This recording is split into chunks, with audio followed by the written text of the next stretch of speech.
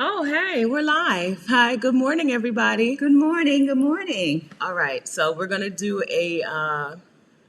talk today about your new self, right? Discovering your new self after your transition to whatever it is, retirement, to a person who now is on a career break, to a person who is now like just working less, maybe for some reason because your alimony kicked in or whatever, right? We're going to talk about we're going to talk about finding the new you. It's no secret that when I took a career break or my gap year or my sabbatical, I found out things about myself and found a new person, found a new me. We just talked about turning off silencing devices. That's what I'm doing. Silly stuff. we, I'm turning it off now. so um yeah, and even if that wasn't my intention, right, it just happened. My mom also retired and found a new self, right, a new part of herself. So we're going to talk about that today. So welcome. If you're new here, hi, my name is Stephanie Perry. I'm a house sitter. I'm the creator of House Sitter School, and I help Black women take a sabbatical or move abroad or bop around the globe as a digital nomad and embrace ease in their lives. If that sounds good to you, make sure that you subscribe to the channel, hit the subscribe button, and turn on notifications. Ring that notification bell so that you will be notified when I post a new video. Welcome. All right, so my special guest today, okay, she's out of pocket already. My special guest today, welcome my mom, Connie Perry. Hi, Good Mom. morning, everybody. It's good to be here with you. Okay, introduce yourselves. Let people know. I'm Connie Perry, Stephanie's mother, a retired hospital chaplain, a ordained Baptist minister, and I serve in my church teaching Sunday school right now and some preaching. Yes. And I'm just loving life and enjoying whatever comes my way that is good. So, and I'm thankful for everything. Yes. Thankful to be here this morning. All right. All right, so we're going to talk amongst ourselves about this new you, right? The new us, the new things that we found. If you took a break or took some time off of work or retired flat out and discovered some part of yourself, let us know in the chat. Join the conversation. If you're afraid, let us know in the chat. If you're afraid, right, of like, what will you do if you retire? If work is no longer the focus of your week, what will you do? Let's talk about that too. We have a lot to cover, and we're here together and we don't have anywhere to be. My mom doesn't have a table reading today for her movie. So we're gonna be here for a little while, okay?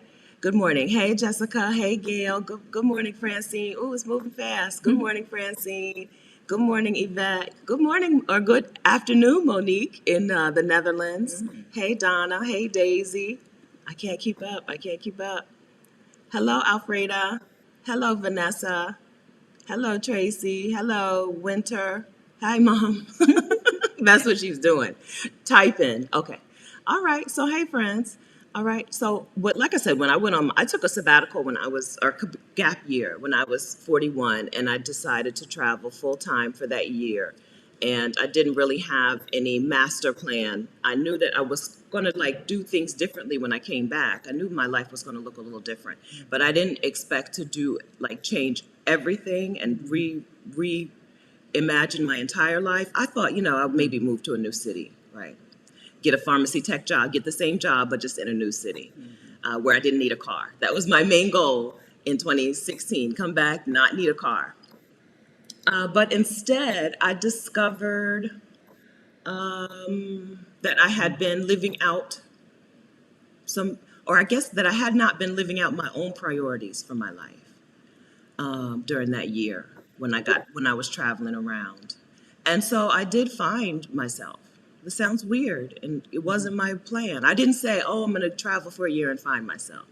To me, I thought I already knew who I was. But traveling for that year did show me some parts of me that were not by my choosing, right? That focus on work, making work my whole week, and therefore my whole year was not my choice. I didn't choose that kind of life. And I got to see other people who didn't do that, and I got to see that I could reorganize my priorities. So that's what we're going to talk about today.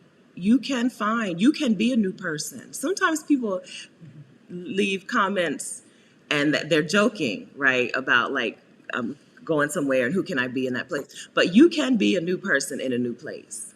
You can be a new person when you make a change, when you leave some things behind. All right, so good morning, everybody.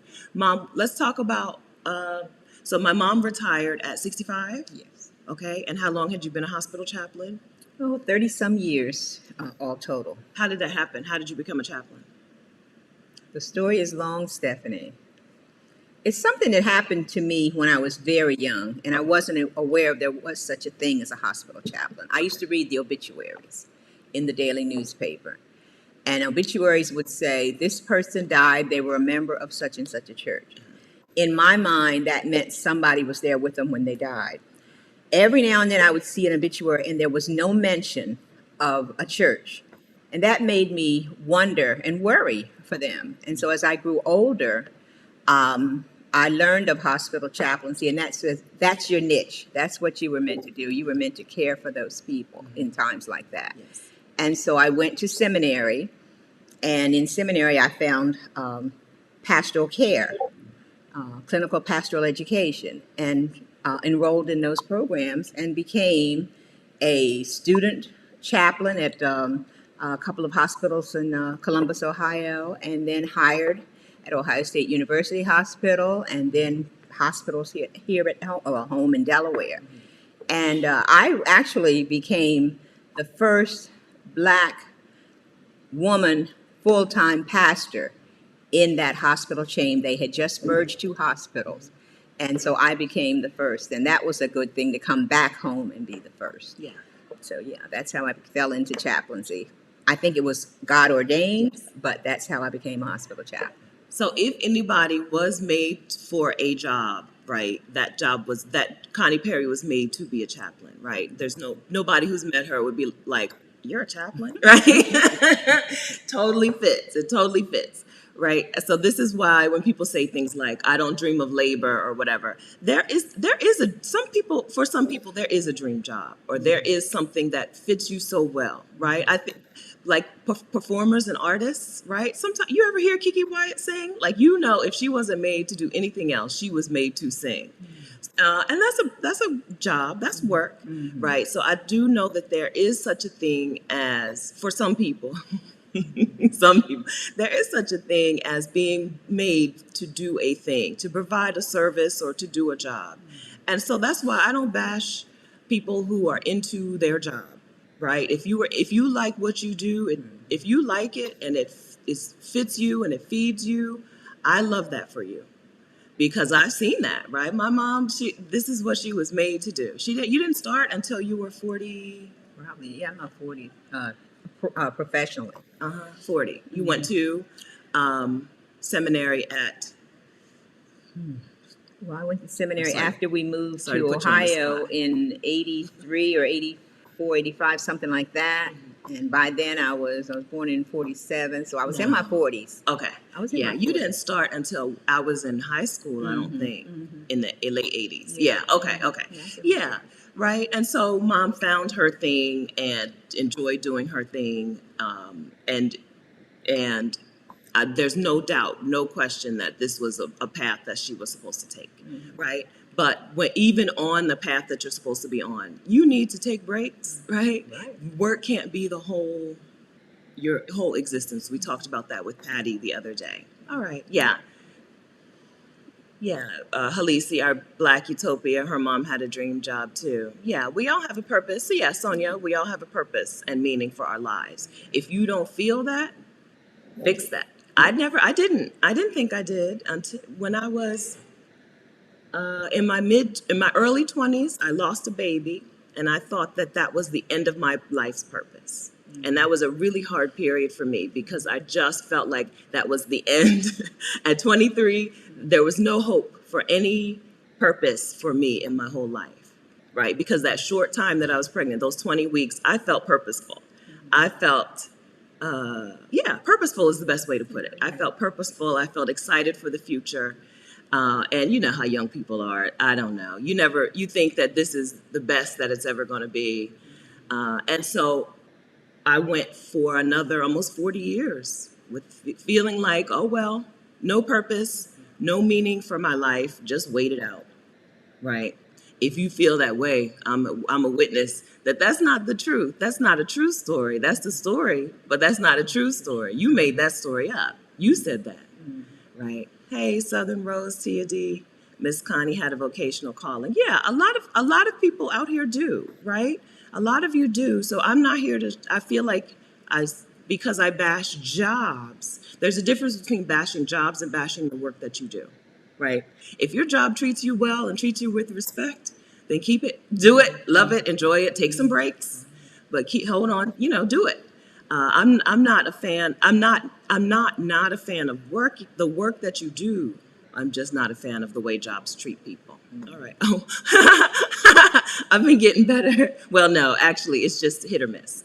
My eyeliner is just hit or miss. I'm practicing. This is the thing that I am practicing late in life.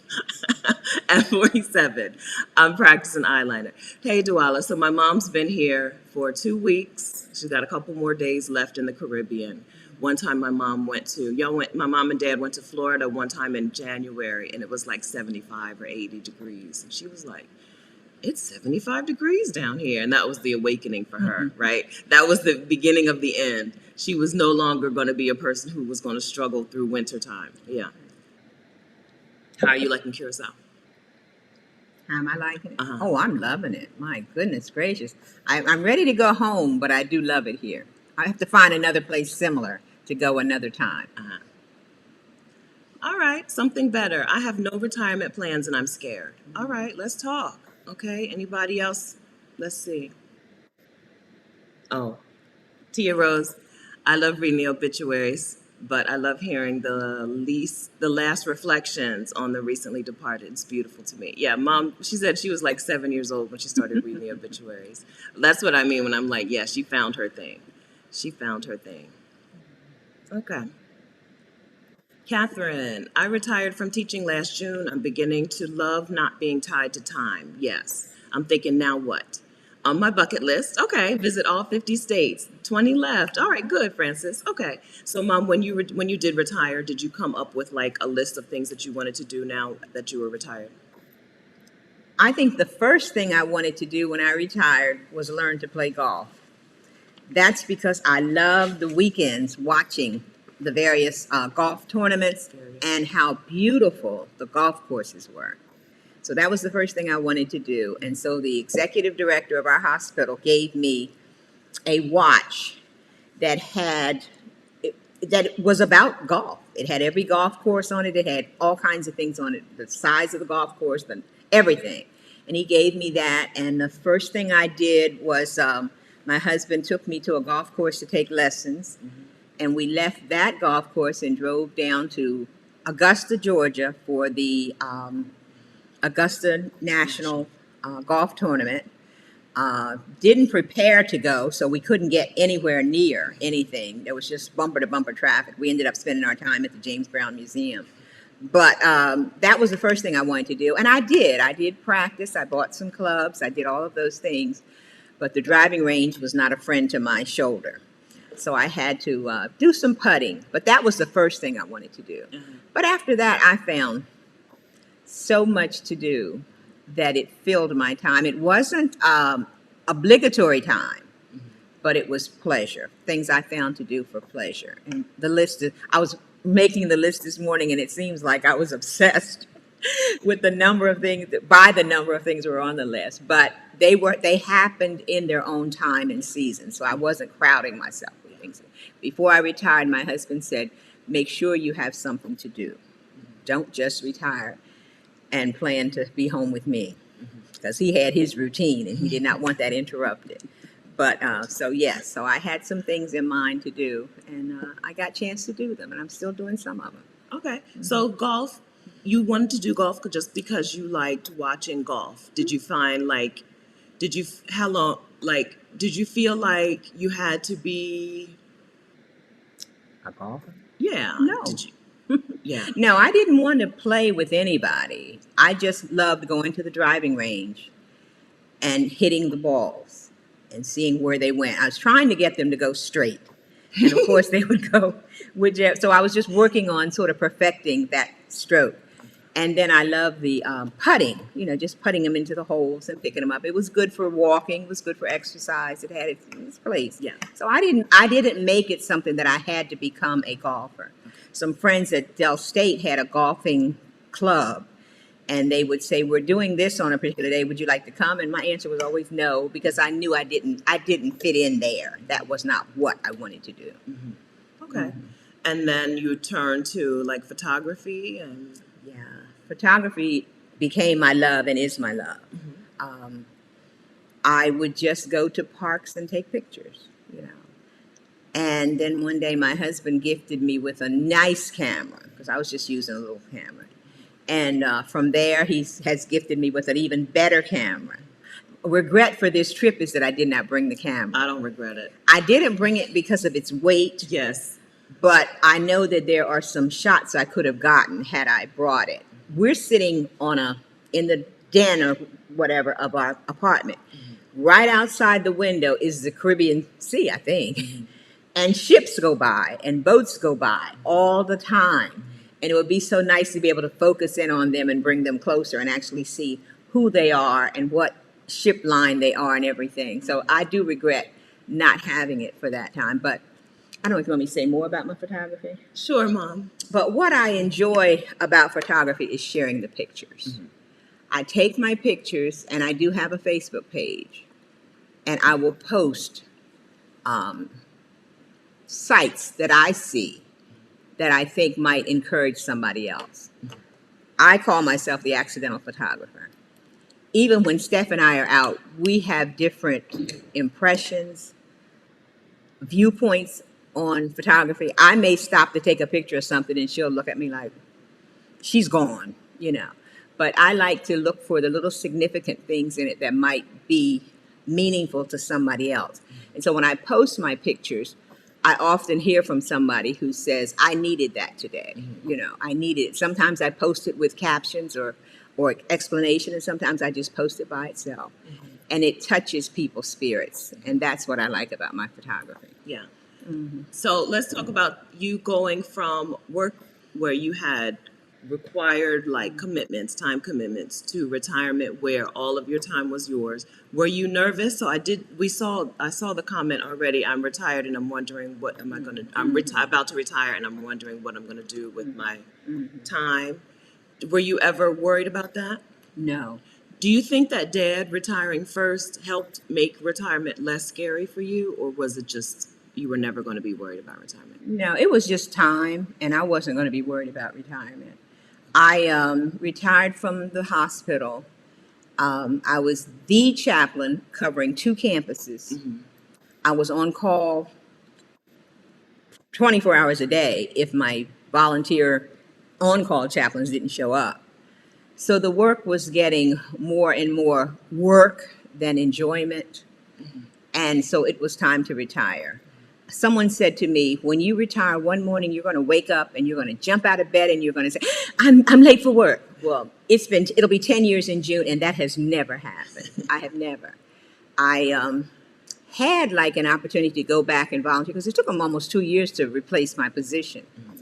And there were opportunities I could have gone back and either worked part-time or volunteered, but I knew what I had left, and I didn't want to go back into what I had left. Like my husband said, if you go back there to volunteer or part-time, they know you as Chaplain Perry. They're going to call you, and you're going to be back on that cycle.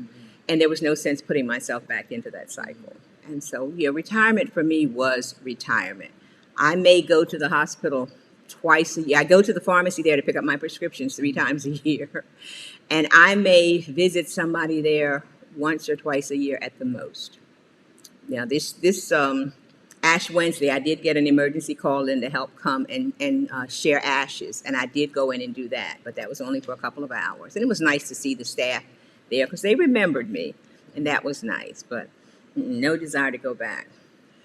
Do you feel like you had to, okay, so I don't really remember this. Do you remember what your days looked like when you first retired? Because Yesterday, day before yesterday, we stayed in our pajamas all day, and that's pretty normal for my mom now. I think it's not unusual. I'll say it's not the daily practice, but it's not unusual for my mom to stay in her pajamas all day. But do you remember those first days? Were they days where you like just did that, or did you?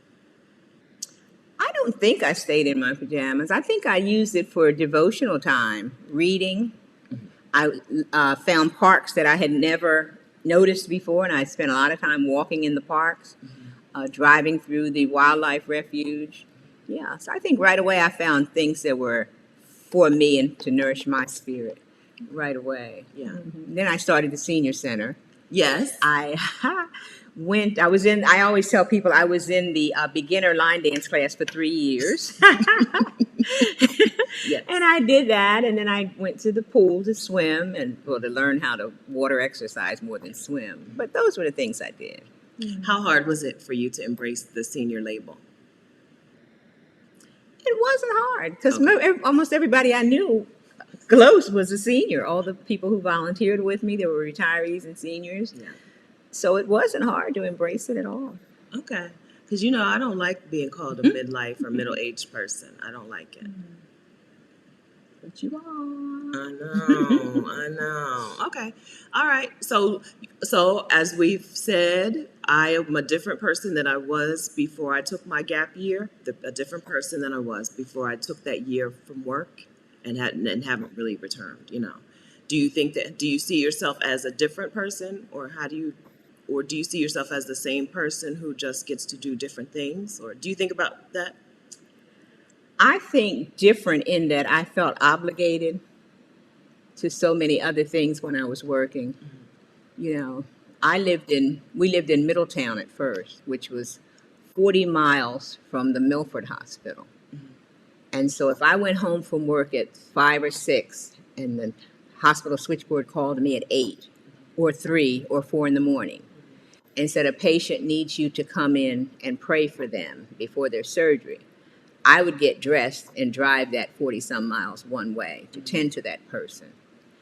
Now I know that if I'm not there, and which I learned it during the course of my employment, but that if I'm not there, they'll still be all right. I did learn during that time to say, can you put the person on the phone, and if I can pray with them over the phone? I did learn to do that.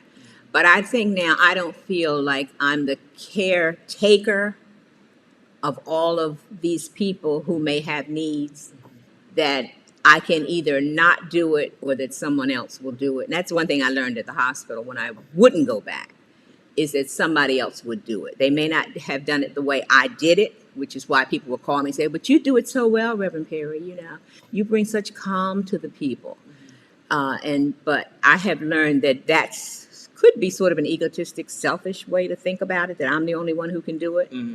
And so give somebody else the opportunity to grow into that position. So no, I don't feel as an urgent need. And I feel that this is my time, and I don't know how much more of it I have, and I'm going to use it and enjoy it. Yeah.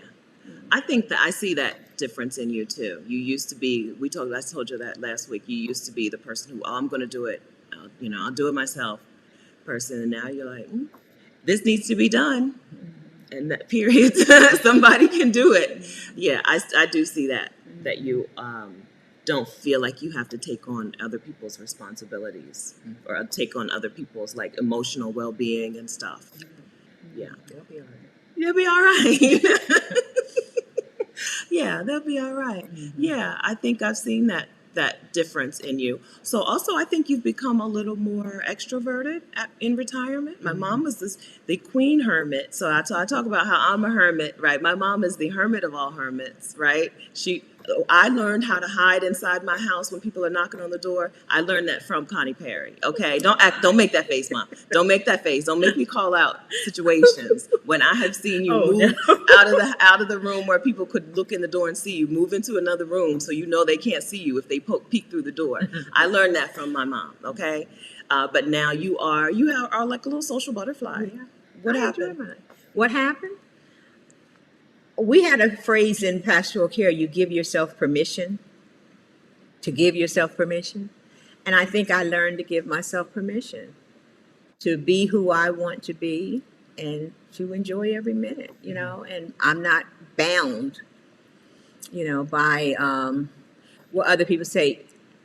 In the hospital, lots of times, if I wasn't available to do something for a patient or a family, sometimes the nurse, but you're the chaplain, you're supposed to be here, And I've learned that I don't have to be bound by title and what they think I am supposed to do, And I think I've just learned that, and I flow in that, But I'm talking about you having new friend groups as a senior. Yeah. When you were my age, you did things. You were in like organizations, like choir, like singing in the choir and being Okay. on the ministers board and stuff.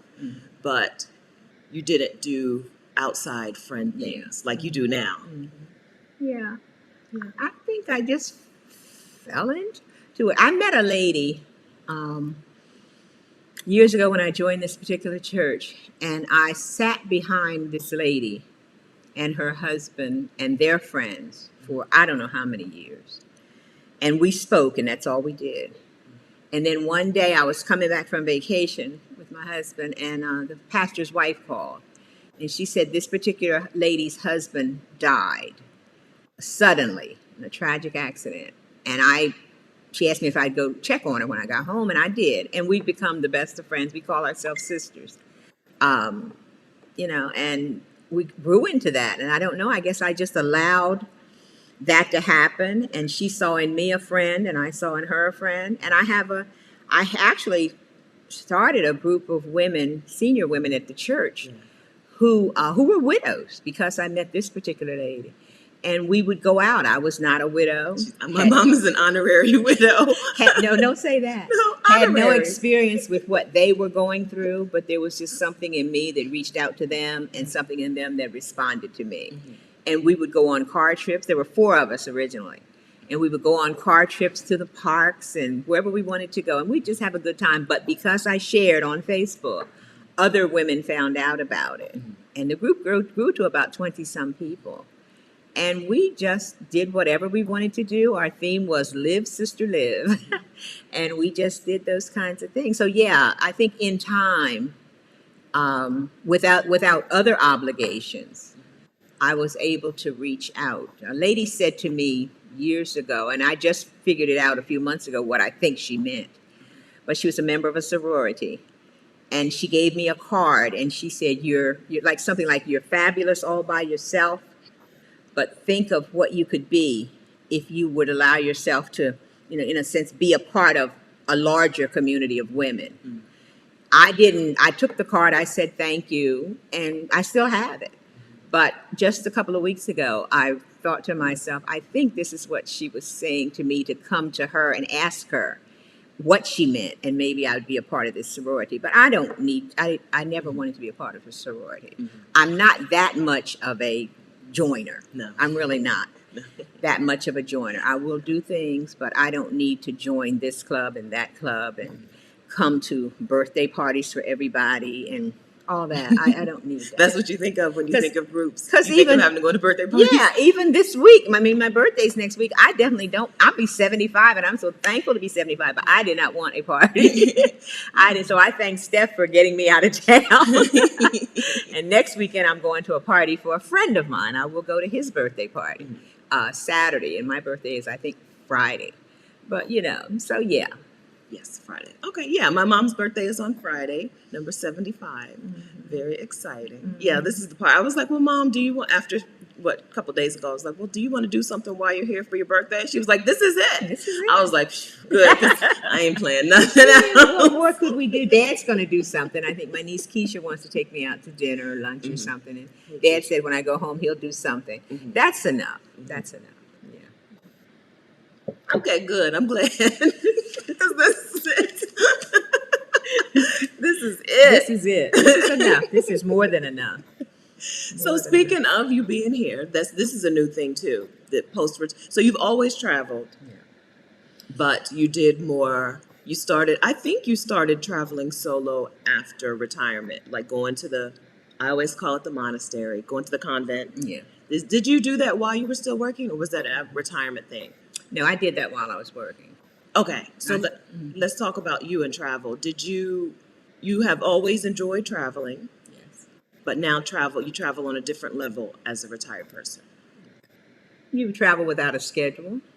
You know, you don't have to sign up a form or ask anybody if you can have off. As a chaplain, I had to make sure somebody gave their word that they were going to be available on the day I was off.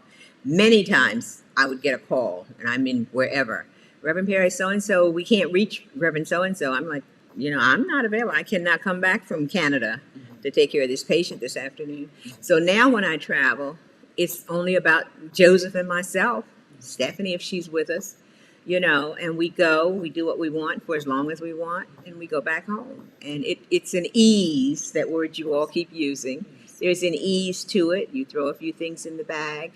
You drive as long as you want. You stop when you want to. I like turning off on side roads. So, Joseph, the map says there's such and such over here. Can we go there? And more than likely he will turn, and we'll make that a little excursion. So yeah, there's an ease about it. Yeah. And then you hadn't been out of the country since. Is it true that? Let me think about this. Before retirement, because we hadn't been to Canada. The only time I think we went out of the country. Oh no, we went on the cruise To Jamaica, things. What is it? You had been out of the country. Yeah, I've been out of the country a few times. Mm-hmm. Not something as elaborate as this.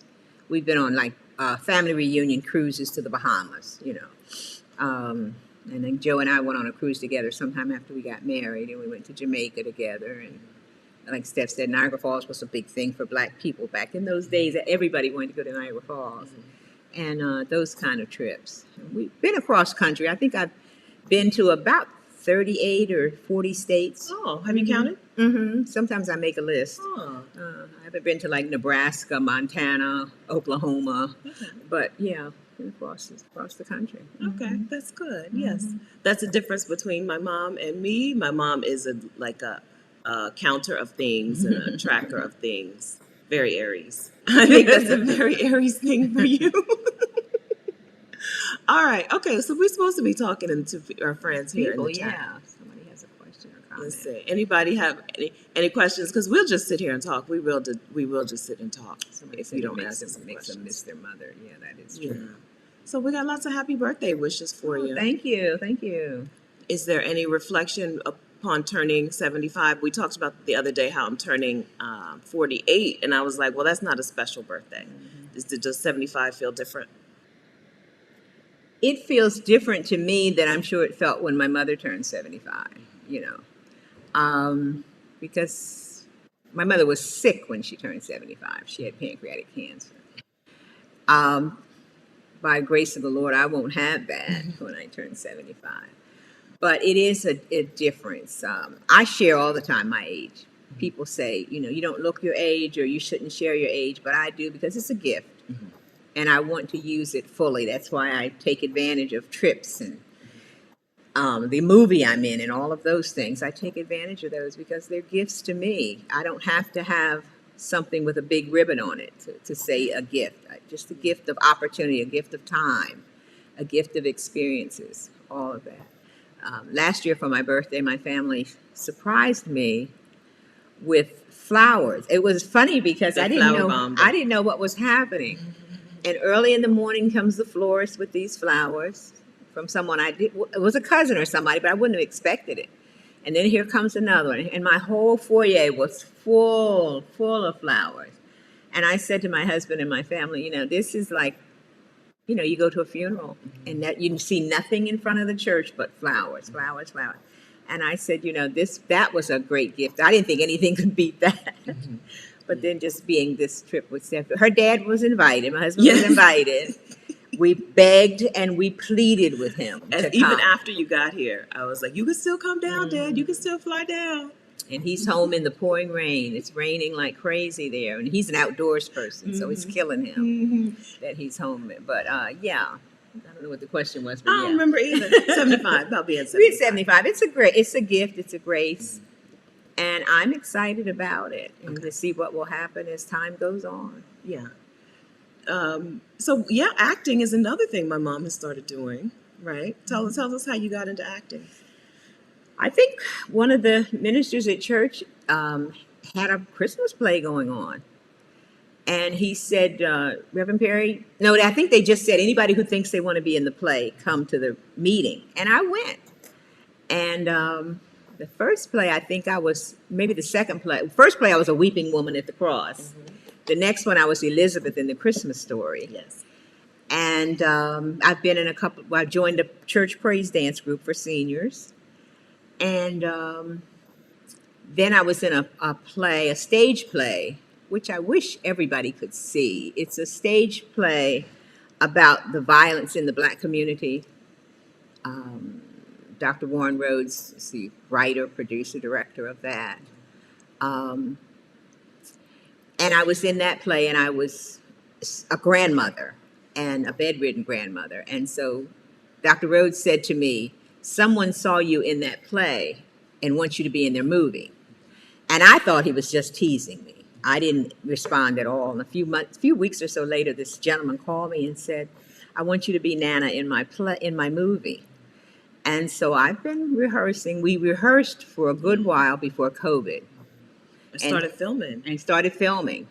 And now we're refilming because the cast has changed quite a bit. But I am in the movie. And when the first rehearsal we had, and he said, all of the leads, please stay behind. And so I'm going out the door. He goes, Reverend Perry, you're the lead. Get back here. So I said, oh gosh, I have a lead part in a movie.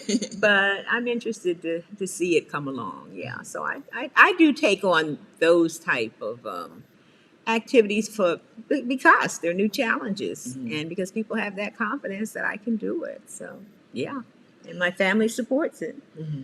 So you went from being a person who, with all due respect and loving kindness, who did a lot of things for people, even in church, right? You taught when you were younger, you taught new members class, and you took projects on, right? You went from taking on projects for other people to doing things that are for you, and not so much for other people, in a good way. I'm saying this in a good way. Did you notice that? Like, have you noticed that you normally that you're doing things for yourself now more than ever? I noticed. Yeah, I guess I noticed it. I don't know that I. So my mom, long story. The story is my mom was she taught new members class at church, and she taught new members class to the point where after the class was over, people would be crying, and she'd be like, we go to the same church. You don't have to cry about this class being over, because in 10 minutes, we're going to be sitting right next to each other in the pew, right?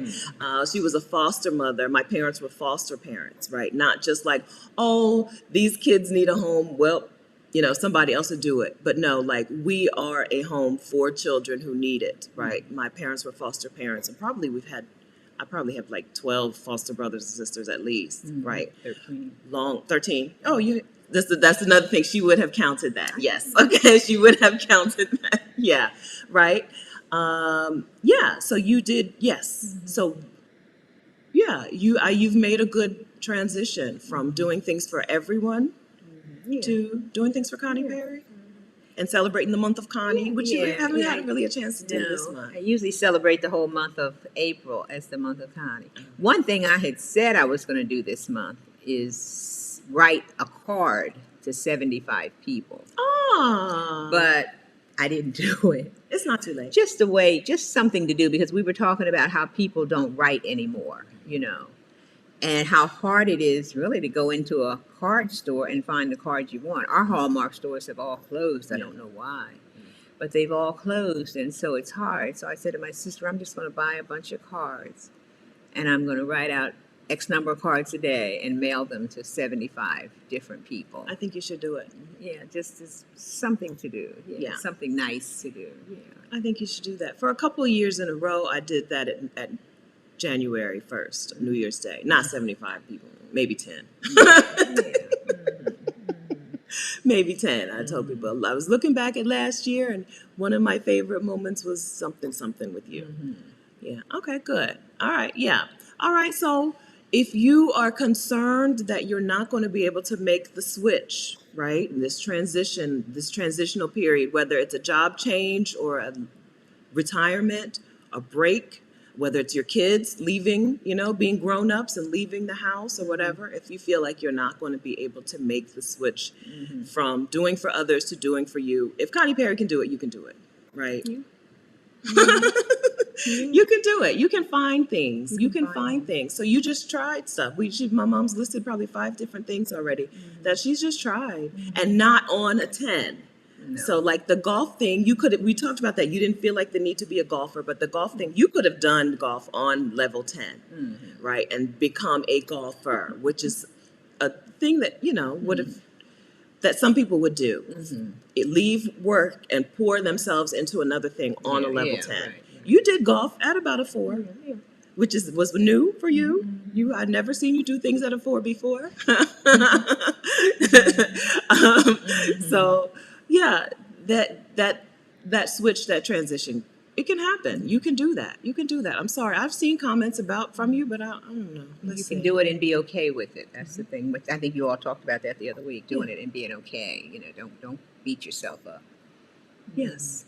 Yeah. Don't beat yourself up. All right. Okay. What do you think we need to talk about next? Well, thank you all for the birthday wishes. I keep seeing them coming in. That's nice. That is very I nice. I was telling Stephanie earlier. I woke up this morning trying to think about what to talk about that would be. Stephanie's my boss. Some people call her my mother,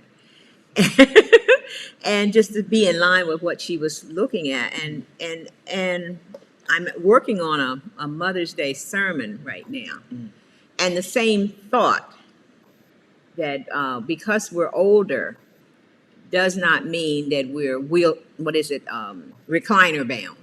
We're not bound to our recliners, and that there is always something out there you can do. We just have to be open to it, just like with Stephanie left, and we wondered what in the world is going through her mind, what's causing this transition in her life and all that. People may think that with us, but we have to allow, because we've raised our families.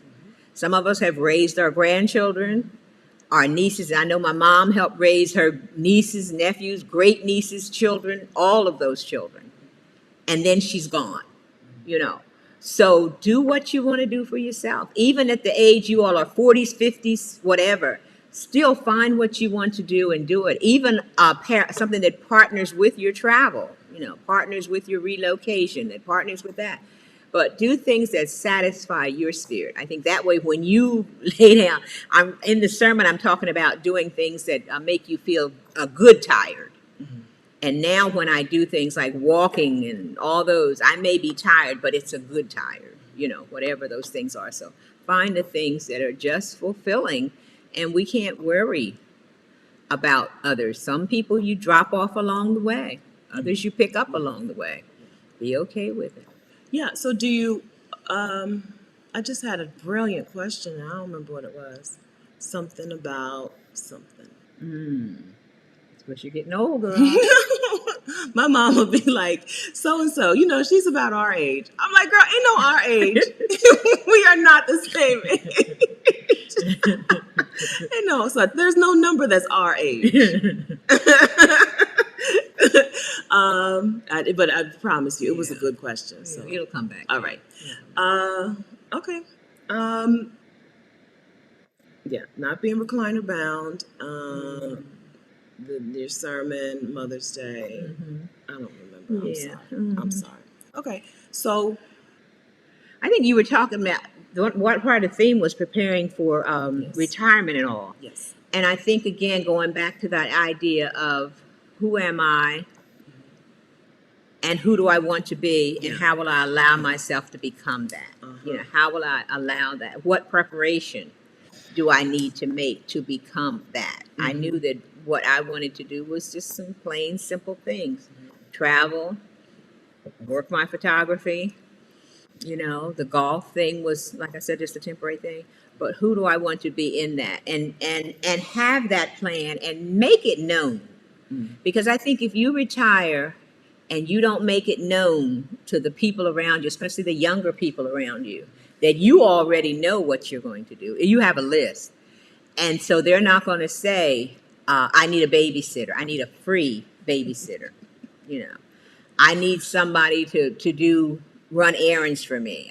No, that's not why I retired. You know, and so you have to be specific to them that this is the next part of your life, the new part of your life, and you're going to live it. You know, you don't want to be bound. I watched my mom do that. You know, she watched all of my cousins' children, all of my cousins' grandchildren. And then sadly to say, when she got really sick, none of them hardly ever came to see her. You know, no, people talk about her now with such glowing words, but they didn't come to see her like they. Okay, that's enough. This is everybody. This is a public YouTube channel. I know it is. Okay. But I'm saying that happens in life. It happens. That happens in life. And we want to guard for ourselves to guard against that because, you know, at your funeral, they say the nicest things about you. That's right. You know, and you don't want your life just to be those last words that you don't even get to hear. That's why I said I was so thankful for the flowers that I got last year for my birthday. Some of them are plants that I still have. And I told my husband to keep them watered while I'm gone. But, you know, so, yeah. Plan for yourself. Don't be afraid to plan for yourself. What is it? Somebody said no is a complete sentence. I saw that the other day. Yes. So no, I can't do that. I wish I could. Well, if you do wish you could, but if you don't wish you could, I wish I wanted to. I wish I wanted. I wish I felt like doing it, but I don't feel like doing that, and that's not part of my. You know, I have things to do. So plan for yourself, and then some of the things I say is just to find that excitement. There's something exciting out there that you would never thought about doing. Like you all. I mean, I look at you all every week and I watch your chats and all. And the things you're doing, you wouldn't have thought of it. I know Steph 7 or 8 years ago, she wouldn't have thought of it. You know, it was just an idea that I'm tired of working and that's as far as it went. But now, so when we retire, sometimes we retire because we're just tired of working. But we have to know that there's life beyond being tired of working, you know, life beyond. My biggest thing is I hate planning dinner. Lord, I hate planning dinner. It's the worst part of my day is to show Joseph, what are we going to eat tonight? And then I say to him, I'm going to cook. I don't feel like that tonight. What do you have a taste for? I don't know yet. So you spend the whole evening. And then sometimes you just have a peanut butter and jelly sandwich. This is our biggest struggle. So I saw some comments. Oh, it's so nice you guys are hanging out together. But let me tell you, every time it's time to eat food, and I'm like, Mom, what do you want? She's like, oh, I don't care. I'm like, girl, decide, okay? Because being the person who decides what you do for an entire trip, that's stressful. That's hard. Every meal, I got to decide where to go. That's our biggest bone of contention. Find something. Find out what you want to do. Or we're not doing nothing. We're gonna be in our pajamas all day. We did that. We did it. And I said this morning, next time we travel, we're going to hire somebody to plan our meals. No kidding. Next we're time, plan somebody something. At least a couple of days of the week. Plan to bring them to us because it is. And what's here for me is because Curacao is so spread out. I guess it's a linear state. A city, country, whatever. And so you have to go so far, 20 or 30 miles to get to the nicer restaurants. You have a lot of food trucks on the side of the road and a lot of other restaurants and stands. But, you know, if you want to go someplace really nice on the ocean and all, you got to drive so far. So I told Joe and Steph, I don't want her driving all that far all the time, you know, because she has obligations. She has to stay and do her work for you all. Another thing I'm going to say I noticed in this trip is that as much as Stephanie says, I do as little work as possible, I don't know when she's not working. It's been a busy. I don't know. I watch her. She goes into her room or she sits out on the balcony or she sits here at this table and she steadily works. So she's working in her retirement, hopefully, which is supposed to be retirement, I guess, for her, that she won't have to work so hard. But we have to be mindful of that, too. And it's been said earlier, when we retire, that we don't fill all of don't feel obligated to fill all. Because, again, it can be a time like I'm useless because I don't have a schedule. But no, we have a purpose. We find a purpose. We focus on it, and we do it. And it may be something different every day or so, but we do it. So you talked about, like, who do you want to become and how do you get on that path? Can we go back to the chaplaincy world a little bit and talk about people on their deathbeds? Did you find like some commonalities with people when they start talking about reflecting back on their lives? Were people uh, like, was there a common struggle, do you think? Or is everybody so different and individual? It could be different, but I think that was one of the questions we asked in spiritual assessment. And sometimes we broke it down into the easiest terms. So it's like, who would you be if you didn't? And I used to say, who would you be if life didn't get in the way? What was your dream if life did not get in the way? And I was a hospice chaplain before I was a hospital chaplain. And so in hospice, we really dwelt on that with folks to make their dying not a time of regret, to help them not to regret how they had transitioned in life. And sometimes just having the opportunity to talk about that might have led back into another conversation that was more life-giving, in that period of their life, where they could say, I wanted to be a ball player, but I went into the military and came out married and had children, and then I had to go to work in the factory, and I've worked in the factory for 30 some years, and now I have lung cancer from the carcinogens in the factory. So we go to that, Well, then right now, in your condition, in this phase of life, could you see yourself maybe on a team of some sort? One specific thing was a bowler. This man was a bowler, and he talked about that. And I visited him at home every week, and it got to the place where I'd go to the house, and his wife would say, "He's not at home right now. He went out bowling. He'll be back." And so it began to push back his visits with me, because truly he went into a remission as he found things to do besides sit in that chair and wait for death to come. And that's where I love the hospice part of it, the home visits with the patient and the family.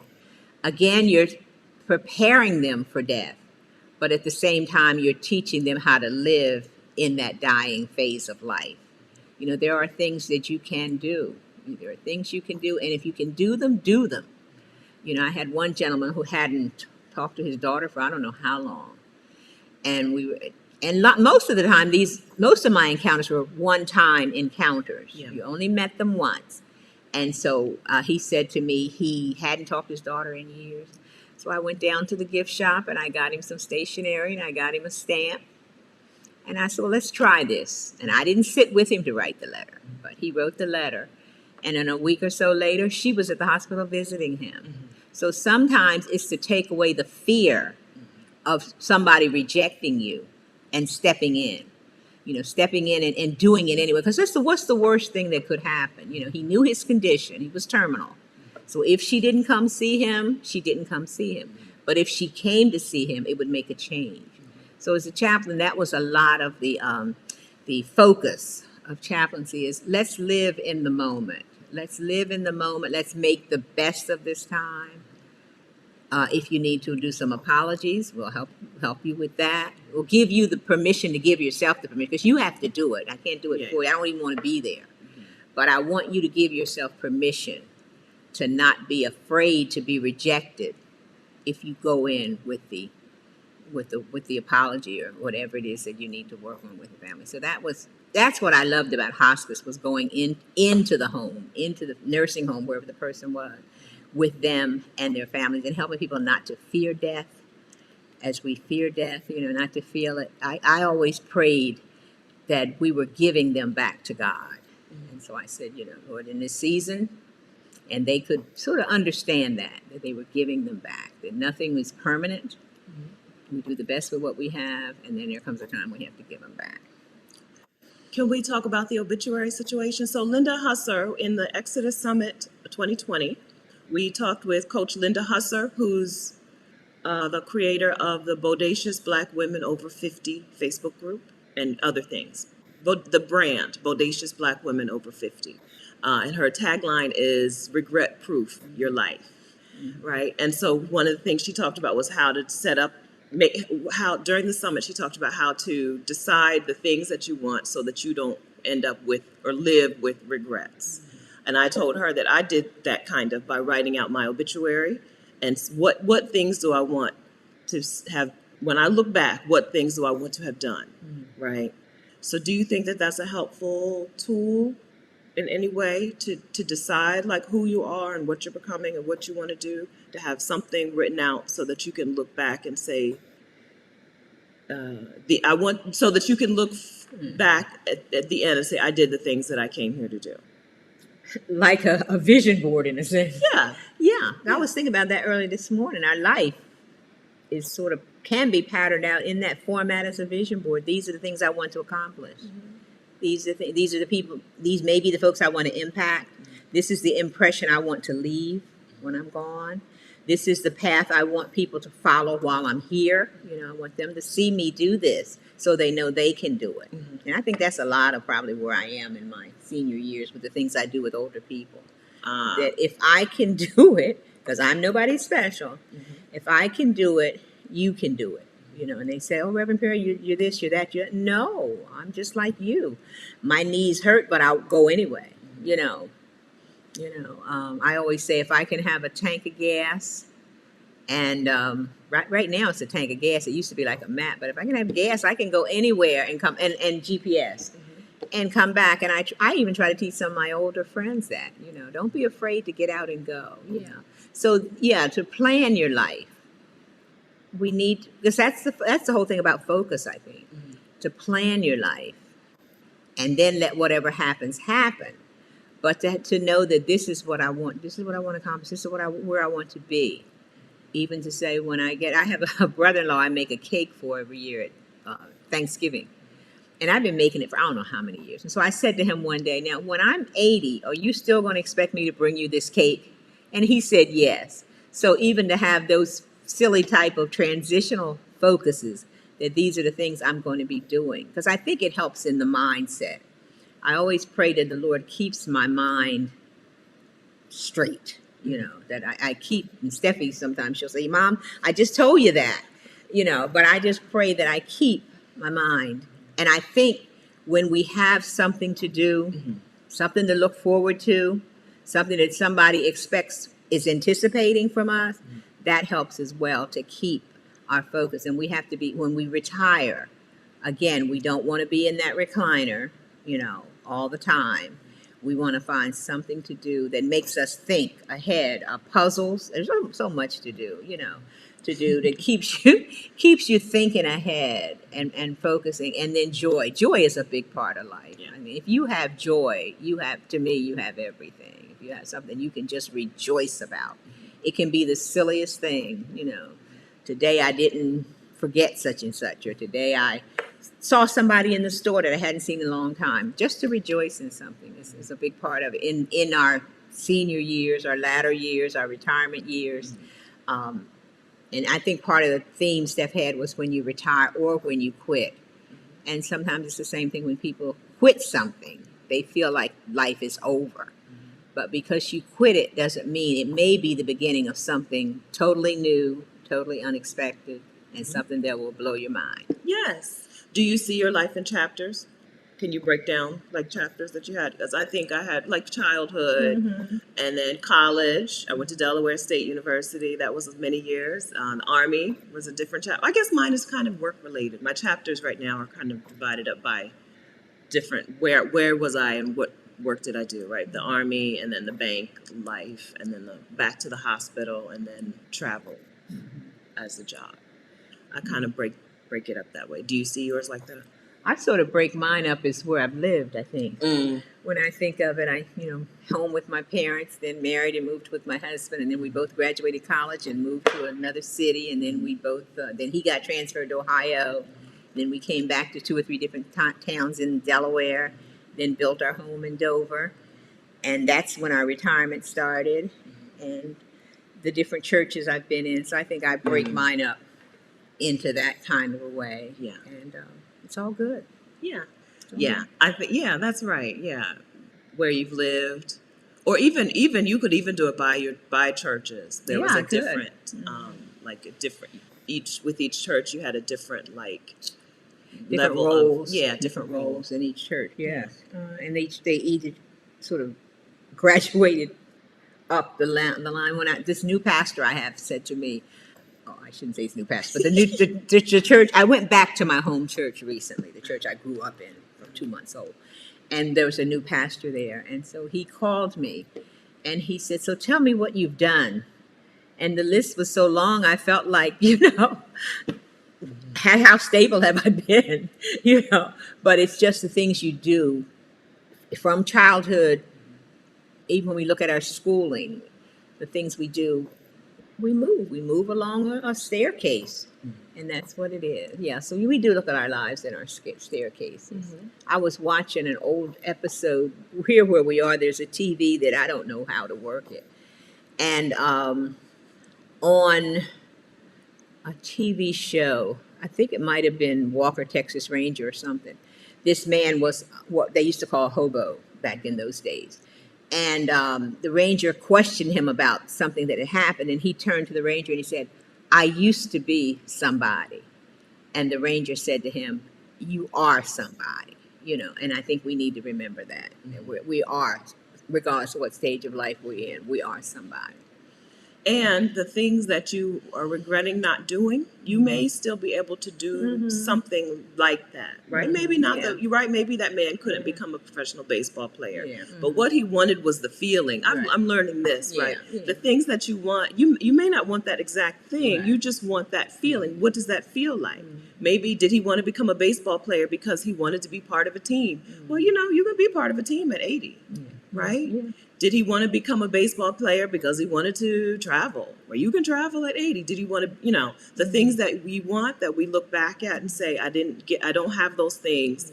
Maybe you can still create that feeling, and it may be better than the thing that you actually wanted, right? I'm learning that too. I'm learning that for myself. What things do I think it's too late for? And why did I want that thing? And what other way can I get that? Right? What other way? Yeah. And I think in that regard too, we have to be ready to accept the spontaneous, because we may want to plan for something like that, to be the baseball player, to be the whatever, and all of a sudden comes up an opportunity to do something, to toss a ball with a grandkid or a stranger's child out in a field, That opportunity may come up and may give you a similar sensation or feeling, but we negate to do it because it's not that specific thing.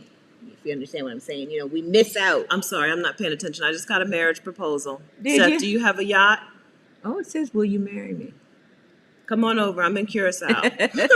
I'm sorry, Mom. Go on. Yeah, but sometimes we look for something grand and we miss the ordinary. Yes. That's what I find in my photography.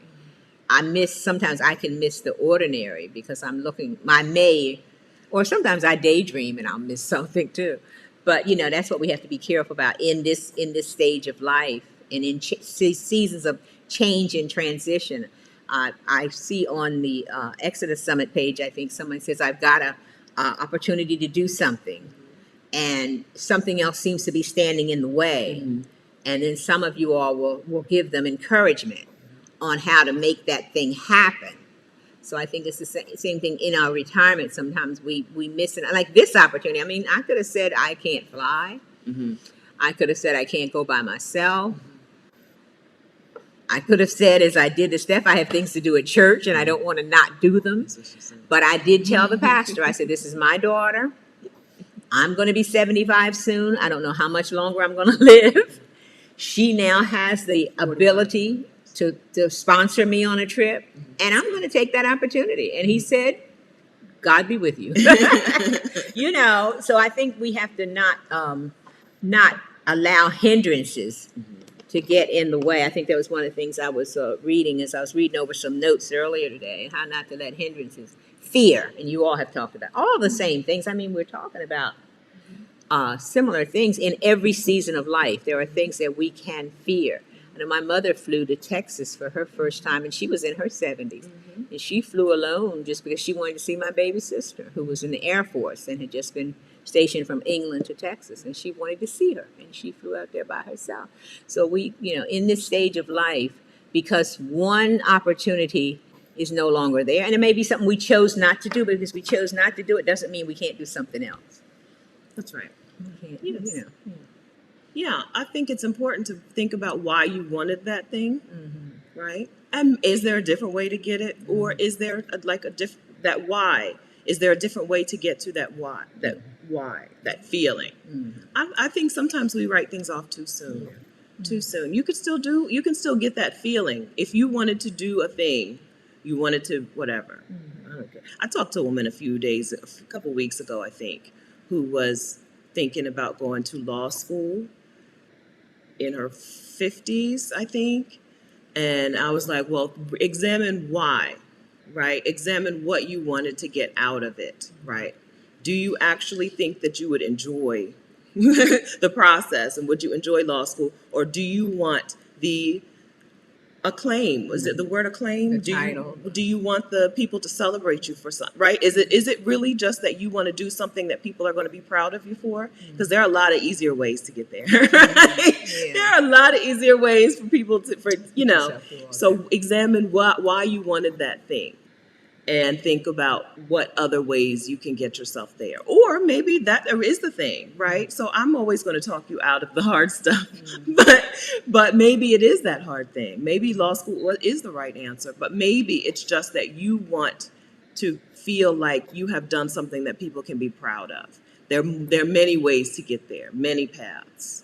We talked about my mom having a specific calling. But even if she had never become a hospital chaplain, she was still living that out. Even before you became a hospital chaplain, you were living that out, right? Chaplaincy, And I had to know, because during the era when I was in seminary, there was still the debate about women preachers. So you had a lot of people who challenged you. Are you sure? I said, I know I am not called to pastor.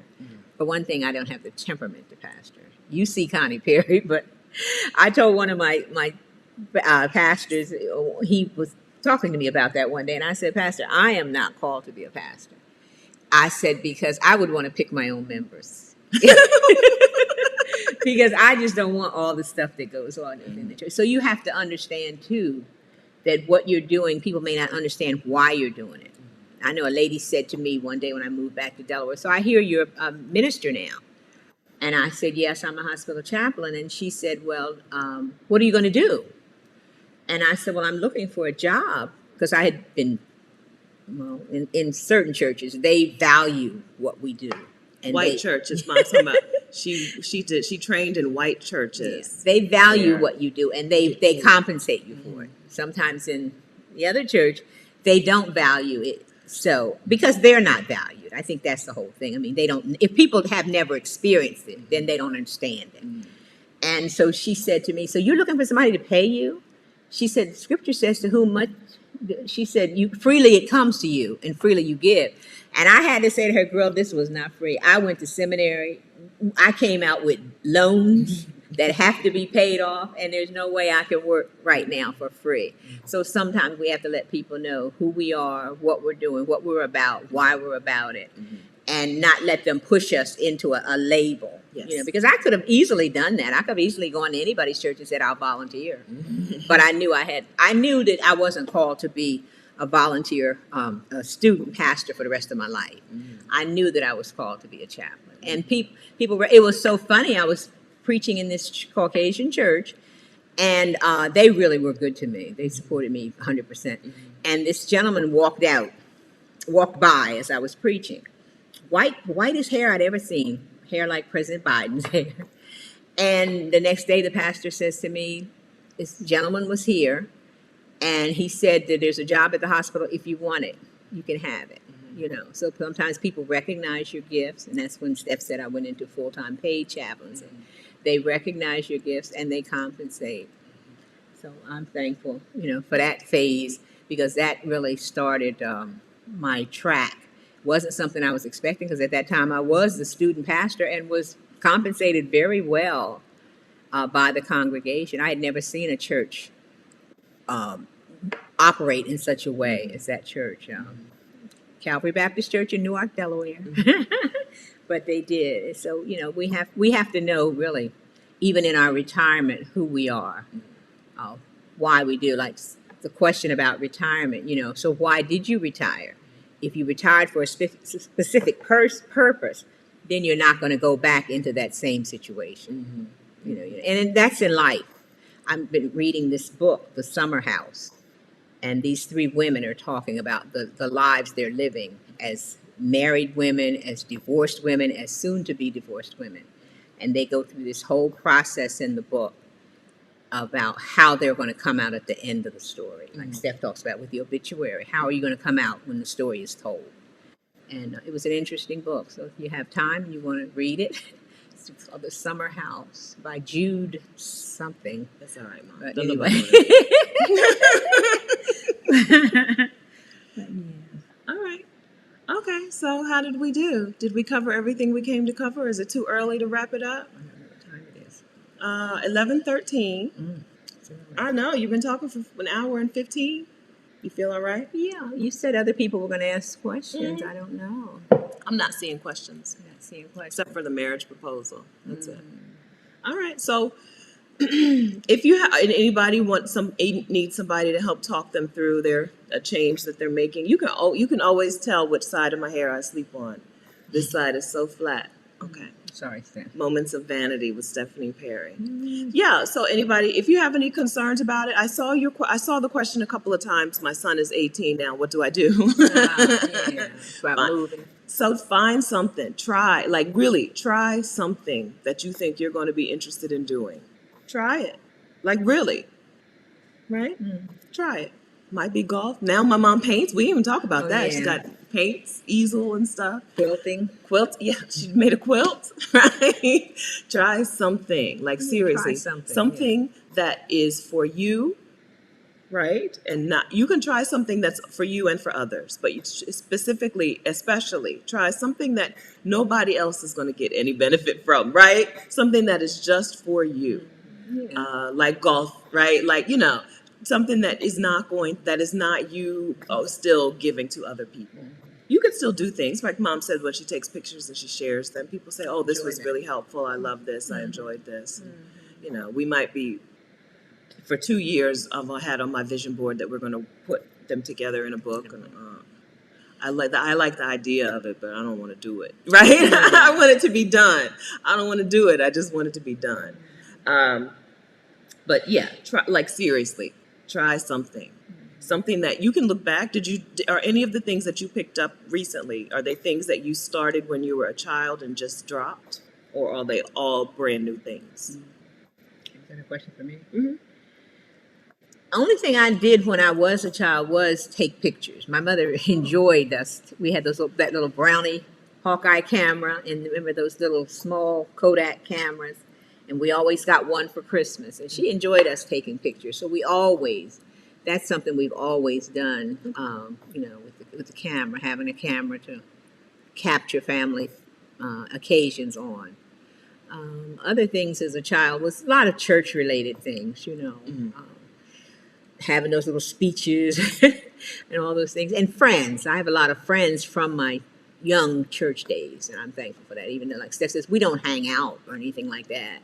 We may run into each other in a store, or we're Facebook friends and we comment to each other. But I am blessed with quite a few friends from the time I would say 4 or 5 years old. Yeah. I still have those friends. Yeah. And they called me their BFF. I had to figure out what it meant. But I do have those friends, and so you just find what works for you. What fits you, fits your personality. And I think our personalities, as Steffi said, do change over time. Our interests change, and we just have to be okay with that. We just be okay. That's part of the I want to use the word growing older. Being more mature, more satisfied in ourselves, is just being okay with who I am today, because I may not always be that person. And I think that's what Steph is trying to bring out about me. I'm different from what I was, but we're living in different phases with different goals and different purposes in our lives, different struggles in our lives, and then where we are in the next season of our lives, next season. So we have to be able to walk into those new seasons, not fight them, and not let others dictate for us who we are in the seasons of our lives. I'm thankful that my husband doesn't care that I'm gone. My sister-in-law, who was it, sent me a text the other day and said, Aunt Betty, my mom talks to Uncle Joe every day and he seems so happy. Well, that'll change. But no, he is confident that he can handle himself. He has some friends who he's gone out to dinner with. He's gone to a couple other churches to visit. One man was installed in his church last week. He went up there. Those things make him happy, being around people. So I can go and he can be okay with that. And he knows I'm with Steph. And Steph is planning something with him. She told him when she comes back, that we're all going to do something together again. So yeah, Dion Marie, voiceover. I have too many interests and can never finish what I start. Listen, Dion Marie, it's okay to quit things. That's okay. It's okay to quit things. Okay. That's perfectly all right. Yeah. Because you find out that you like it or you don't like it. You find out why as Steph said earlier, why you're doing it. Sometimes we're doing it because, we want to show somebody something, we want to prove something or whatever. But you go into it and it's there for a season. Whatever we are in, it's there for a season. And once the season is over, you box them up and you put them away. You may go back and look at it and work on it again. I have this quilt that I haven't finished the border on, and I need to go back and finish the border. But I cut something wrong, so that's going to cause more work to finish it. So, but I still did the quilt. I still did the quilt. The whole quilt is done except that one corner. Yeah, it's okay to pick some stuff up and put some stuff down. I think part of the feeling that you have to see everything through is the idea that because you have to then be good enough to monetize, right? We're in a world where every hobby, people say, oh, you can sell that. Oh, you can make that for so-and-so, and you can make money. And so you don't get to try things without having that added pressure of, is it good enough for me to sell? Is it good enough for me to make it into a product? Everything now has to be a product. I think that's where some of that comes from. I think that the feeling that you have to stick to something and be the best at that thing is mostly capitalism. I think that's capitalism talking to us. It's okay to try some stuff and drop some stuff, right? If it's a thing that you feel called to do and that you are going to regret not finishing, that's something that you need to work on, right? You need to work out why you can't take steps towards something that you really want for yourself. But if it's just trying stuff, it's okay to quit it. Try it, quit it, try something else. Maybe try it, pick it back up later, like Mom said. Maybe not. Yeah, it's okay to quit things. Neither one of us is going to tell you to struggle and see it through no matter what. I have seen through COVID, though, that a lot of people that I know have started businesses that they may have postponed earlier because they were working, because of whatever, and they have made them successful. I brought some cream with me that a friend makes. Face cream. Somebody said the glow. I think that's part of it's coming from that. But it's called Crown to Soul, and her name is Lisa Barnett. She goes by Lisa Barnett. Hi, Lisa. She might be here. Yes, Lisa might be on here because she's a friend of Stephanie's. Yeah. But I was amazed. I knew that she was making skincare products, and I saw an announcement of her shop opening. And then I wanted to buy something for someone else, and so I went over and she said, might come out to my shop. I was amazed at what she has put together in that shop. And actually her products are being sold in a, what is it when you go to a hotel and they have free complimentary whatever, in a hotel, and I think it's up in New England states. But again, talking about a change in life, quitting a job, retiring from a job, and then finding something to do. And she has been successful in that. I've ordered for different family members for birthdays and all, from her. And she's been over and she's talked to Steph and met Stephanie. She's right in Delaware. Yeah, right in Delaware, down the corner from me. But to see those things, dreams come to reality, is another phase of these transitional stages of our lives. Yeah. And the same with the traveling. You all setting up the remote businesses and all that you have done. It's the same. It's a transition. It's something that you had a dream. And it didn't, the amazing thing with this is it didn't have to be a lifelong dream. You dream it, you figure it out, and you do it. And here it is. Here it is. It's life. Yes. So I did mention to Lisa, I said, I brought your cream along with me, and I'm going to share that you made that work. She's not as old as I am. She just went to Morocco, as a matter of fact, to pick up some new product for her line. And so she has a new line coming out of the products that she developed after coming back from Morocco. So Lord have, there's just so much available to all of us. What's her business called? Crown to Soul. Okay. Crown to Soul Skincare. You have to be careful because somebody tried to take her name and was marketing something under her name. But Lisa Barnett, I think her company is under Lisa Barnett. Her name is Lisa Razor, Raysor. Mm-hmm. All right. Yeah. And lots of other people that I knew from the church, the other former church, have opened up businesses during COVID. So even when we say sometimes I can't do it because the economy is not good, we don't know what touches people's hearts when you do it and what they may want to come into with you. So another thing is not to put off because we just don't know. We don't know what will take flight. What will take flight, what people will love in the midst of it. Give it a try anyway. Give it a try. That's right. This channel is a testament to that as well, because the channel really took off during COVID when people couldn't travel, right? Like I have a travel YouTube channel. And COVID, everyone is locked down, and don't you know, that is when the channel took off. That's when most of you appeared. Hi, friends, right? So if you are into something and you are doing your something, you don't have to know how things are going to work. You don't have to see the end. You don't have to. Just take a step. Take one step and see what happens. Because that's what happened here. I had some videos up.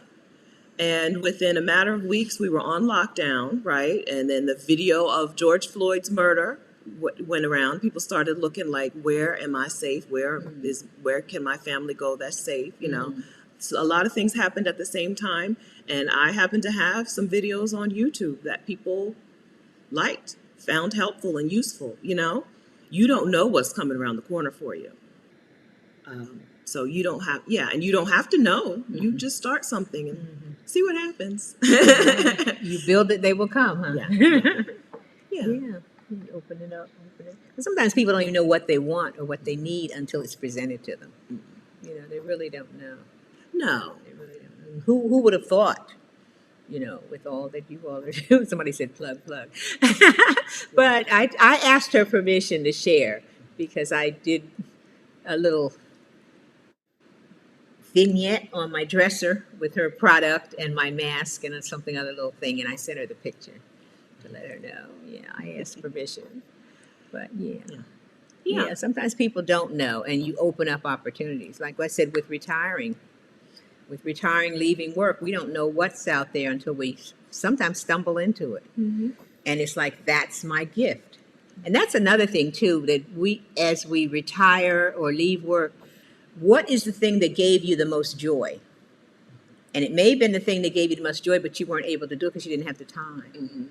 And now you have the time. That's the thing I love doing, but I love baking, but I couldn't bake because I had to work. I loved crocheting, but I couldn't do it because I had to work. I loved reading. I loved writing. I couldn't do it. And now I have the time, and let me delve into it and see where it goes. Sometimes it's following that yellow brick road. Yeah. All right. Very good, Mom. I think you're doing a great job. Well, thank you, Stephanie. All right. Okay. So we've explained to you how to get into something new in this new part of your life. I hope you understand that you don't have to feel like you need to be like, this is not a dive into something you know, thing. This is just a try some things thing. It can be hard for some of y'all. I've heard your comments. It can be hard and it's a little scary leaving something big behind, like a job. Sure. Yeah. But you can just try some things, right? You don't have to be able to predict now what's going to happen and which things you're going to like and which things you're not going to like, right? Or whatever. My mom left swimming because after swimming lessons, they had to take, the water was too cold, right? So she's like, I'm done with swimming lessons, right? And the pool needed work. It was a lot of things. It was just And the men, she didn't like seeing old men in the pool, right? The hairy backs, right? So, yeah, you don't have to know what's going to be the thing that catches and what's going to be the thing that you drop, but try some things. Life is that's where the joy is. Yeah, if you don't try the things, you don't know what things are going to catch. Okay. All right. I don't see questions, so I think we've nailed it. My twin, yes, I called. So Mary, hey Mary. Mary calls me the mom. Mary says I'm the mom. My mom is only this tall in the seat because she's sitting on a cushion. She is not a tall person at all. I called her a little person yesterday and she got upset, but she is a little person. And so you can only see us both in this screen because she's sitting on a cushion. I do want to say that. But we also have the same face. Okay, let me thank you guys for these super chats, which I've totally not acknowledged. I hope you're still here. We'll give the super chats to the sabbatical fund, Vicarian sabbatical fund. Thanks, Evelyn. Joy is everything. Thanks so much for that super chat. Joy is everything. We overlook it for a long portion of life. It seems like. But once you decide that it's a priority for you, game changer. Once you decide that your joy matters, that your joy is important, get it changed. That becomes the filter that you put other things through, right? Is this worth it? Is this worth sacrificing my joy for? Probably not, right? This job, this relationship, this country, this whatever. Is it worth sacrificing do I have to sacrifice my joy to get this thing? Then maybe this thing is not worth it. So thank you for that, Evelyn. Golden Age Flash. I hope you guys are still here. Thanks for this discussion. Having an advanced medical directive is important. It informs your caretaker to inform the hospital whether or not to resuscitate you, especially if you are in a vegetative state. My mom has told me what she wants done, and I said, what did I say? Do you remember what I said? I said, too bad, sister. I'm just going to be dressing you up.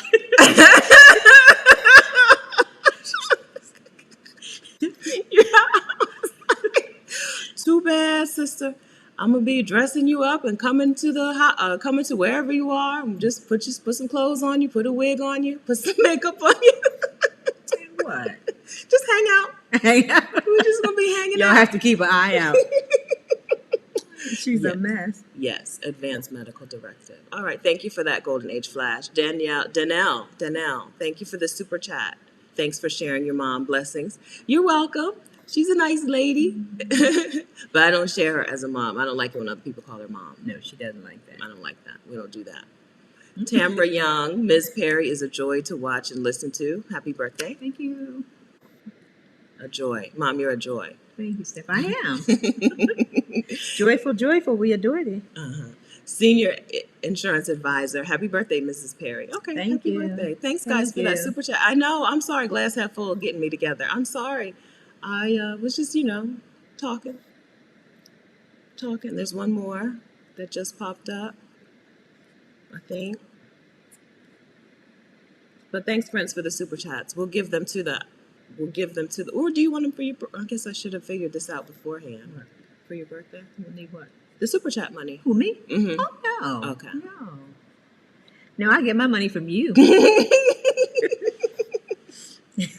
More super chats, please. Olivia Levin, character. Okay, thanks for the super chat, Olivia. My thing describes the character instead of putting it on the screen. So thank you. We're on a third party called Ecamm Live. Okay. When is my mom getting her own YouTube channel? When somebody will teach her, because I'm not going to do it. I'm not going to do it. She doesn't have patience with me for those things like that. No. know. Oh my gosh, we almost had a mother-daughter breakup just trying to explain how to get on Zoom for the family reunion. Oh, good Lord. But she did get us on Zoom for family reunion, and guess what? We were in the Wall Street Journal. A person actually came to our house to photograph us, and we had an interview and a spread in the Wall Street Journal because she went ahead and helped me when I asked her. So, yeah, she's learning. Mm-hmm. But it took everything I had. It took everything I had. If you want to start your YouTube channel, or if you already have a YouTube channel and your channel is not growing, I run a YouTube Success Challenge that's starting on April 18th. So congratulations to us. We officially hit 100,000 subscribers. Yay. We had our party last week when we were at 99.5 because we felt like it. And but we're at officially 100,000 subscribers on this channel. If you want to join the challenge so that you can see growth on your own channel, whether it's a channel that already exists or a channel that you're thinking you're getting ready to start, join me in the YouTube Success Challenge, where I teach you how to talk to the YouTube algorithm. So YouTube has like an algorithm, which vidIQ calls the recommendation engine. It's what recommends videos to you. If you're here for the first time, it's because the algorithm decided they thought, you might like this. And that's what the algorithm does. It goes out and recommends your work to other people. And in the YouTube Success Challenge, we learn how to talk to the algorithm, how to find a channel that already has the audience that you want. Because YouTube is not a zero-sum game. People can subscribe to multiple channels. And so you find someone who has the audience that you want, whether it's people who are interested in knitting, right? Knitting Babe. I always wanted to start a channel. If it's people who are interested in knitting, or if it's Black women who want to take a career break, right? You find other people who have the audience you want. You find the videos on their channel that are doing the best, and then you teach the algorithm to suggest your work after their work, right? After you watch a video, YouTube suggests a whole bunch of videos to you. You tell YouTube, you can teach YouTube to include you, right? Holler at your girl.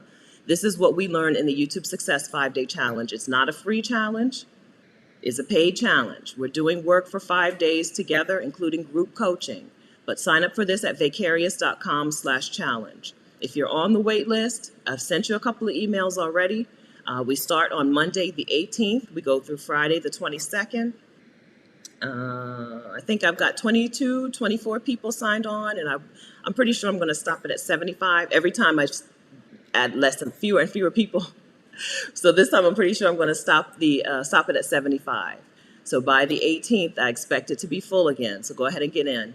If you are not available at 3 p.m. Eastern Time, the week of April 18th, wait. Do the next challenge, okay? You should join the challenge when you know you have some time to focus on your channel for an hour or two a day during that challenge, okay? But it's a wonderful challenge, and I love it. So you can see my mom, so you can see what kind of person she is. I am her daughter. I like to tell people things when I learn things. We talked about my mom being the new members teacher and the chaplain and the foster mom, right? She is a person who learns things and then teaches things. Yeah. I am also a person who learns things and then teaches things. My dad too, right? So I get it honestly.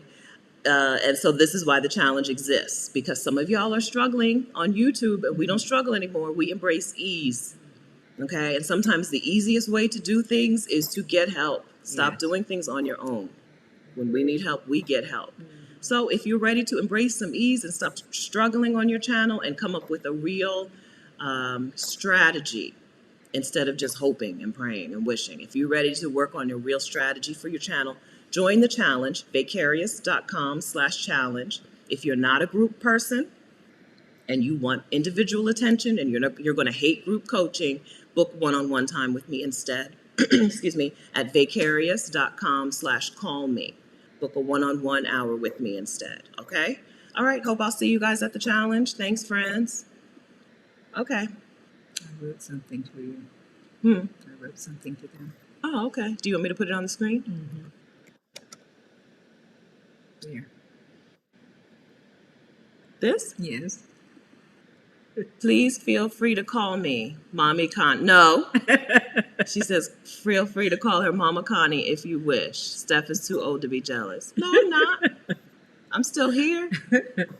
No, indeed, I don't like that. I don't like that at all. I don't Don't like it. say that. I don't like it. You know I They've don't been like calling it. me that for months. No, they call you Miss Connie, and they call you Miss Perry, Here, and they call you Auntie Connie. Carmen. Hey, Connie. I mean, hey, Carmen. Yeah, Carmen. Hey, Carmen, who I've known for almost my whole life. I became a foster parent after learning from Aunt Connie as a foster parent. She's our travel buddy. Yes, Carmen and my mom came to visit me in Mexico. Yes, yeah. So sometimes when you do things, you see other. It does give people permission to do the thing, right? I would love to do this thing, but I don't see anybody else doing it, or I'm afraid, or I don't even know it exists, which is like house sitting for me. I house sit and I tell you all about it, and look, some of y'all house sit now. Yeah, there is a. If you feel like you need to do if it's hard for you to do things for other people, remember that the things that you do for yourself, other people see that, and it gives them permission to do it. It flips a switch in them that says, oh, she can do it, I can do it. Yeah, so this is another reason that do the things that you want for yourself, because somebody else will then see it and be like, uh-huh, me too. Happened to me, right? A woman shared about house sitting, and I was like, me too. Now I'm a house sitter. Now I share house sitting, and y'all, some of y'all are out house sitting. I'm not kidding. I don't like it. I don't like it when my mom or my dad. I don't play with that. In church, right? Oh my gosh. Oh, I hate it. Stop saying it. I do, but it's true. You know it's true. I acting like that. I don't like it. We have to stay home then. Tell them that TJ's my godson. So you tell them TJ's your godson. Okay. TJ's my mom wants you to know. My friend Carmen up there, we met them when they were very young, she and her husband Tim, and Joseph and I became godparents to their firstborn son, TJ, Yes. who is an assistant manager with the Pacers G team, the Mad Ants. And I could tell you a lot of other things. Mom is very proud. They have a daughter, Carmel, who is a coach at Purdue women's basketball. Yes. And then their son, San Nathan, is a coach with Columbus School for Girls, I believe, their basketball team. You're whispering. We met this wonderful family, the Browns. Yes. And COVID has kept us apart. We normally visit a couple of times a year, but COVID has kept us apart. But we're hoping to see them later this year. Yes. Hi, guys. Thank you, Carmen. We just spoke. She and I had a little conversation this morning about some other things, so I thank God for her. Yes, when Mom came down, I was like, is Carmen coming? When Mom came down here, I was like, is Carmen coming? Because we were all supposed to go to Turkey. I hope you've heard by now, we're not going to Turkey. If you didn't know, it's too late. You're probably already in Turkey, right? Because this was supposed to be next weekend. We're not going to Turkey. Instead, we're going to Cancun for 4th of July weekend, right? And the Facebook group is now the Cancun Facebook group, not the Turkey Facebook group. Okay, but we'll be there. I don't think Carmen. I don't think you're going to go to Cancun either, because you have a lot going on right now. Yeah, she's tied up with everything, basketball and but maybe the next time. Yeah, Maybe the next time. Okay. All right. So thanks for hanging in there with us, guys. I appreciate you guys spending time with us. Is there anything that you think we didn't acknowledge? Now, I just hope that whatever information that I gave was helpful. And I know Mother's Day is coming, and everybody hasn't had the same experience that we have, but I just pray that someone in your life has been there to give you some of what we talked about today. Not just what we talked about, but what others in the chat talked about today. And then I pray that you become that person to somebody out there who needs somebody to comfort them, to support them, encourage them, I guess is the word I want to use. We understand, life is life, and we live the life we're given, but we make life what we'd like it to be as well. So it's been good chatting with you all today. It really has been good chatting with you, and I just pray the best for each and every one. I pray for peace. I pray for safety. I pray for dreams to come true. I pray that you all, as Steffi keeps talking about, growing your channels, that they will grow and you'll be a positive influence on people all around the world. I was thinking this morning, I was in a Puerto Rican store a few weeks ago. I wanted to try empanadas. Mm-hmm. I wanted to try them, and so I went into this store about 20 miles or so from our home. And I was sitting there waiting on my order, and this lady said, "Hi, Connie." And I'm like, I don't know her at all. And she said, "I'm one of Stephanie's subscribers." She didn't look like the person I would think would have been a subscriber of Stephanie's. But she told me her name, and I Because think she was what, young? she was young. I don't know if she was Are you here? quite Latina Oh, okay. or what her nationality was. But she said, "I'm one of Stephanie's subscribers." She knew me when she saw me sitting there on the stool. So the people are everywhere watching everybody, learning and growing from everybody. Yeah, that was really interesting to me. And I haven't been back to the store, so I haven't seen her since. But yeah, she just said, she called me Connie. And then, my mind goes, did I work with her? Whatever. But she was young, probably in her 30s or something. Okay. Hi, if you're here, shout yourself out. Yeah, let us know you're there, Yeah. because I did tell Steph right away that I had met you. Delaware is well represented in our chat. We always have a couple Delawareans at least. Mm-hmm. Yeah. Okay. All right. So thanks for the compliments, guys. We do look good. Don't we look good? Yeah, we said it this morning. We look good. Yeah. So this is what rest will get you. I told you we stayed in our pajamas the other day. We've gotten all of our sleep. We're not sleep deprived. No, we're not. And we've had naps. Sleep and naps. That's what it'll get you, right? And really good food. That's one thing about traveling. Oh my gosh, the food. And we've had mojitos at every restaurant we've eaten in. They've been so good. Do you need to qualify that? Yeah, I did the virgin mojitos, Okay. of course. Steffi, Steffi. But the thing at home is people don't want to serve you virgin mojitos because I guess they make the money from the alcohol. Mm-hmm. But here, if I said I want to meet, they said virgin. I said yes. So it's been fun. It's been fun. The whole experience has been fun. So again, to anybody out there thinking of traveling, don't let anything become a roadblock for you. Where there's a will, there's a way. It may take longer than you expect. It may be more difficult than you expect. But do it. Do it for you. Do it for you. In the play I'm in, the movie that I'm in, we talk about life at that extent. I don't want to give away anything about it. But that's Jessica. This is who you. met. That's her. Hi, Jessica. I haven't been back to the restaurant, but I did tell Steph right. I thought you were okay. But you look good. You're tall. I know that because I'm short. But don't let things get in your way. Enjoy life. That's what it's about. Yeah, that's what it's about. Yes. And there's got so much to see and enjoy. You just don't want to shortchange yourself. No. You don't want to shortchange. All right. Thanks, friends, for watching. Thanks for taking care of each other in the chat. Yeah. Thanks for being kind to one another as always, and kind to us. All right. So next week, I don't remember what I'm talking about next. Oh, next week we're going to do some work together on So during the last video, we talked about Danielle talked about having pillars for her life. Like these are the pillars, the foundations. So next week we might just walk through how you decide, what are your priorities? Let's list out 4 priorities for yourself that you can use to then determine your path, your future, right? Because we talked today about how your life is chapters. You keep going, you keep growing, you keep changing. Things that were priorities to you at one point may not be priorities anymore. And so you need to make some changes. So I think that's what we'll talk about next week. Okay, since you need to ask about the charcuterie board, anybody can buy charcuterie, my mom.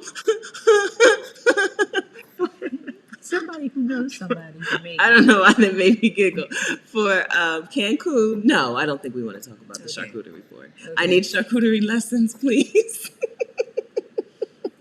I don't know why this got me giggling. No, my mom wants you to know that I want to make a charcuterie board or have someone make a charcuterie board for us for Cancun. But I think it's too early to talk about that. Okay, all right. What else? I don't want to deal with it. I don't want to deal with it. All right. That's fine. Okay. So you had a captive audience. Yeah. Yeah, no, we'll talk about it in the Cancun group. So if you're already in the Cancun group on Facebook, buy your tickets, and then you'll get invited to the group for ticket holders only. And we'll talk about it there. Okay. Yolanda, how to become an actress at any age. When somebody has an open call, go. Yeah, right. That's it. Somebody just, yeah. That's all I did. Mm-hmm. Yeah. Yeah, it was a play. Her first thing was a play at her church, and then now she's in a movie. All right. Okay, yes, we will enjoy. Thank you for that. We will enjoy the rest of our trip together and keep on celebrating Mom's birthday until I get her on that plane. then I can just lay down and stop doing stuff, stop going places. She'll be home in 2 weeks, so it's not like you're going to. Yeah, I'll be home. I'll be back in 2 weeks. I'll be right behind you. All right. Okay. Everybody enjoy. Okay. Well, it takes forever to say goodbye. I know. And happy Easter to those who celebrate. Yes. Happy Easter. And happy Easter. Boop, boop. mm-hmm. Okay. Oh. Oh, good. See? Okay. See that? Ask and you shall receive. See Thank that? you, Mom, for telling me to ask See about that. Okay. Yeah. So, if you don't mind, can you email her information to me or somehow or either email it Stephanie@vicarious.com, like just her, if she has an Instagram or whatever. Or you can, if you DM me on Instagram, I'm not going to see it. Or if you put it in the comments of this somewhere, just her name, that's all I need. Okay. All right. Thanks, guys.